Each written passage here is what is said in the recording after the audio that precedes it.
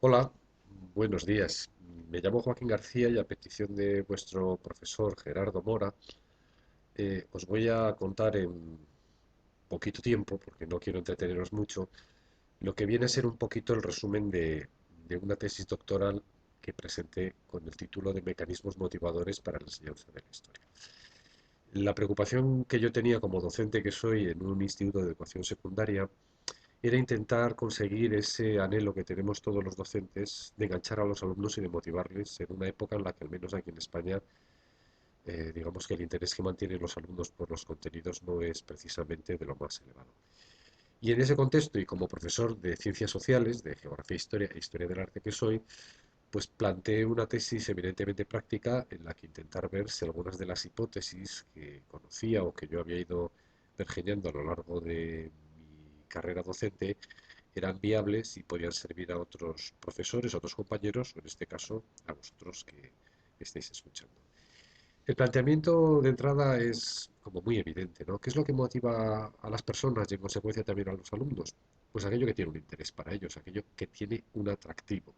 pero no un atractivo cualquiera, sino que tiene que ser un atractivo o un interés particular. Y para que algo en definitiva tenga ese interés o ese atractivo, lo que tiene que tener es un valor. Es decir, que aquello que se les proponga a los chicos estudiar tenga un valor que en la medida de lo posible sea algo más que un valor genérico, un valor que reconozcamos los profesores, sino que además pueda tener un valor personal para los estudiantes. Esto en principio no es fácil porque no podemos optar por que los alumnos estudien solo lo que a ellos les interesa, lo que para ellos tiene valor, sino que tenemos que intentar que todos los contenidos que no tienen un interés para ellos acaben obteniéndolo de alguna manera. ¿Cómo lo planteé para conseguirlo así? Pues recurriendo a dos, digamos, dimensiones del valor, lo que yo he denominado el valor intrínseco y el valor extrínseco. El valor intrínseco es el que en sí mismo tienen los aprendizajes, pero también es el que está asociado a la actitud que tenemos los propios profesores hacia nuestro quehacer docente. Una actitud que se apoya en dos pilares. Por una parte, el hecho demostrado científicamente de que los alumnos son más obedientes respecto a nuestras intenciones de lo que nosotros queremos, es lo que se conoce como el teorema o el planteamiento de Milgram, del profesor Milgram, que lo que nos indica es que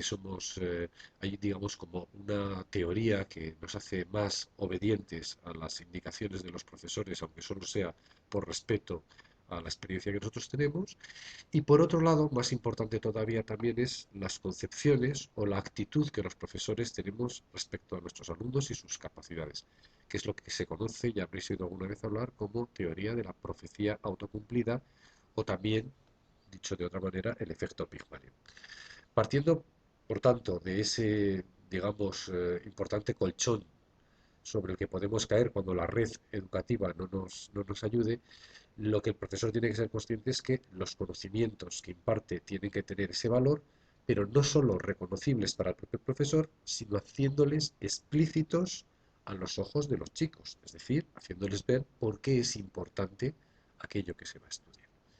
Lo que ocurre es que este valor intrínseco de los aprendizajes, pese a ser necesario, no siempre es suficiente para los alumnos, porque en ellos reconocen un valor, pero ese valor carece de esa cualidad a la que he hecho referencia en un primer momento, que es la de que ese valor sea personal.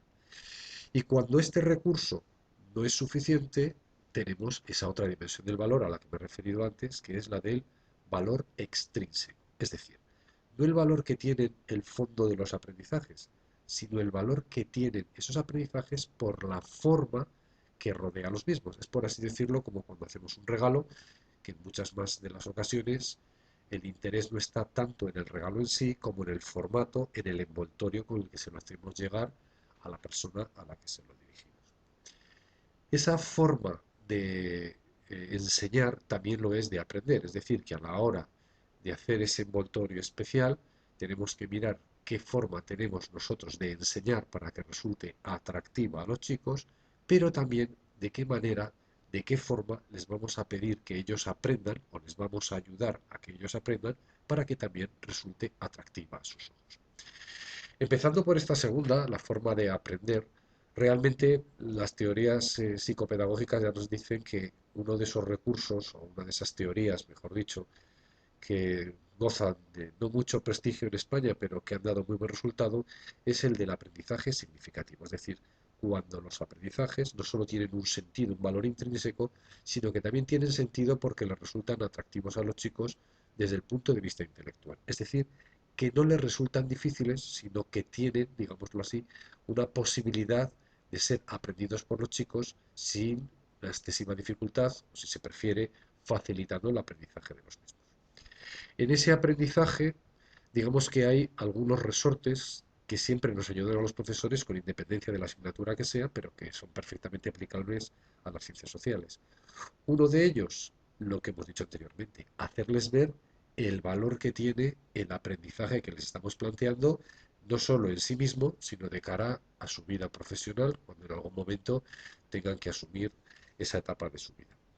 También el hecho de organizar de una manera coherente, con una lógica interna, lo que se llama la significatividad lógica, los aprendizajes, es decir, que haya un suficiente hilo conductor como para que los chicos no se pierdan y vayan viendo los distintos pasos que vamos dando en clase y así ellos puedan integrarlos en su estructura de aprendizaje de una manera más sencilla, más fácil, o si se prefiere, como he dicho antes, menos complicada. Y otro resorte, otro recurso muy importante es el de la visualización, el de hacer tangibles los aprendizajes, sobre todo cuando estamos en ese momento en el que hay un tránsito entre lo que es el aprendizaje concreto frente a lo que luego en el tiempo nosotros como adultos ya desarrollamos y denominamos aprendizaje abstracto. Ese aprendizaje abstracto no siempre es fácil de asumir por los alumnos, sobre todo cuando hay ciertas dificultades como es la concepción del tiempo histórico e incluso la ubicación en el espacio de algunos de los aprendizajes que nosotros les planteamos y en los que hay implicaciones geográficas. De manera que por esa parte, en cuanto a la forma de aprender, lo que se tiene que intentar es proporcionar a los chicos la posibilidad de que ese aprendizaje sea asequible a sus posibilidades. Digamos que eso es un recurso, por así decirlo, más técnico y que nos viene dando también a los profesores la experiencia que de tipo, digamos, intelectual, en el que no hay una aportación a lo mejor excesivamente importante por parte del profesor, más allá de conocer estos planteamientos y ponerles en práctica. El meollo de la tesis está más bien en esa otra dimensión de la forma, no la de aprender, sino la forma de enseñar del profesor. Y en ese sentido, a lo que yo le he intentado dar mucha importancia no es al aprendizaje comprensivo al que hacía referencia en la forma de aprender, sino al aprendizaje activo en relación con lo que he dicho anteriormente, y es que los chicos tienen que implicarse en el aprendizaje y se les tiene que proporcionar, por así decirlo, el suficiente protagonismo como para que ellos se sientan responsables del aprendizaje que están haciendo e interesarse por lo que están haciendo, a lo mejor no tanto por lo que están aprendiendo, pero sí por la forma de aprender. Y aquí el resorte que yo he utilizado es lo que denomino las cosas raras. Utilizar cosas raras porque está demostrado que lo raro siempre despierta la curiosidad de las personas. Y en la medida en que las personas somos seres curiosos, aquello que despierta nuestra curiosidad adquiere un valor que a lo mejor no es en sí mismo por el interés que tiene, pero sí por la intriga, la incógnita, el conflicto que nos puede generar respecto a los aprendizajes que tenemos anteriormente. De manera que lo que hago es rodear a aquellos aprendizajes que oficialmente me toca impartir de algún matiz que los haga intrigantes o que generen, como he dicho anteriormente, un conflicto respecto a las ideas que ellos tienen y sobre todo planteándoles retos en los que los chicos lo que tienen que hacer es ponerse a prueba más allá de por lo que tienen que aprender, por la posibilidad que tienen de desvelar ese reto que les planteo en forma de enigma, en forma de intriga, en forma de conflicto. Los retos, en consecuencia, son para mí un elemento fundamental porque permite despertar esa curiosidad, que convenientemente organizado el reto para que los chicos lo puedan descubrir, les va a permitir a su vez aprender de una manera sencilla y al mismo tiempo también les da la posibilidad de participar y de ver que el profesor, como decía anteriormente, confía en ellos y considera que están capacitados para llegar a esa meta. En consecuencia, con lo que os he comentado, al final conseguimos dos tipos de atractivo, que es un poco el referente inicial que teníamos. El atractivo formal, el que le da la forma, pero también el atractivo intelectual cuando los chicos adquieren ese éxito que el profesor pretende estimular detrás de los retos y se sienten, como digo, capacitados para llegar a esas conclusiones y en consecuencia el asistir a clase es un estímulo para los chicos porque con independencia de que les vaya a gustar más o menos lo que en esa semana el profesor les va a explicar, el profesor, más que explicarles, les va a proponer unas actividades a través de las cuales ellos van a sentirse, digamos que recompensados en la medida en que llegan a buen término y advierten que son capaces de conseguir el objetivo que el profesor les plantea. Todo esto, como conclusión y por no aburriros más, nos permite advertir que efectivamente el valor intrínseco es, como os decía antes, necesario, pero lamentablemente no siempre es suficiente y esto es lógico y hasta es muy saludable porque no a todas las personas nos tiene por qué interesar todo y no podemos pensar que porque a nosotros nos guste la historia a cualquier persona le tiene que gustar y en consecuencia es necesario complementar ese valor intrínseco con el valor extrínseco que le dan los elementos formales a los que he venido haciendo referencia. Y dentro de ellos, insisto mucho, en buscar aquellos elementos raros que vienen a romper con la lógica que o bien tienen los chicos de lo que se les plantea como aprendizaje, o bien, y sobre todo, de la forma que tienen de aprender. Lo que nos remite a su vez a dos últimas conclusiones. Una de ellas, que el aprendizaje debe ser una faceta en la que el alumno, como he dicho, ha de ser el protagonista, es decir, que debemos de pasar de los aprendizajes magistrales o expositivos o por recepción por parte del alumno a unos aprendizajes más activos, en donde los chicos son los protagonistas, el profesor trabaja más en casa preparando esas actividades y luego en el aula es un poco el mediador que les ayuda a llevarlas a buen término.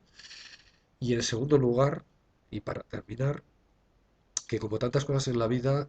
no podemos buscar resultados al 100%. No siempre los chicos tienen éxito, no siempre los profesores salen satisfechos de clase y no por eso cualquier iniciativa que os podéis plantear vosotros o como en su momento cuando hice la tesis y ahora mismo en las clases haga yo,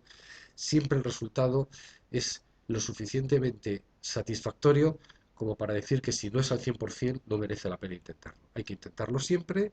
y no es menos cierto que los resultados no se obtienen siempre a la primera, ni siquiera a veces ni a la segunda ni a la tercera. Y no por eso hay que arrojar la toalla, hay que seguir intentándolo,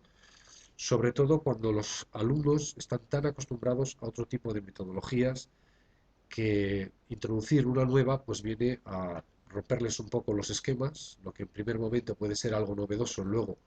puede complicarles la asistencia porque la forma de aprender no es la habitual, la que utilizan otros profesores, pero a lo largo de un curso escolar es suficiente para darnos cuenta, y así nos lo han demostrado las evaluaciones que hemos hecho, que prefieren sobradamente este tipo de aprendizaje y al final el resultado es que tal vez la asignatura no es de las que más les guste, pero en cambio sí les gusta más que lo que lo han hecho anteriormente, en años anteriores, y que además hacen que para ellos su experiencia en el instituto, con el aprendizaje de esta asignatura, haya sido más motivadora, más entretenida, porque se han implicado más y porque se han sentido más protagonistas. Y no sé si con esto os he dejado un poco claro el contenido en líneas generales de la tesis, pero bueno, por intentarlo no queda. Gracias y hasta otra ocasión. Para terminar, os dejo un esquema que resume de manera gráfica lo que os he venido a contar, a lo mejor de una manera un poco desordenada. Gracias.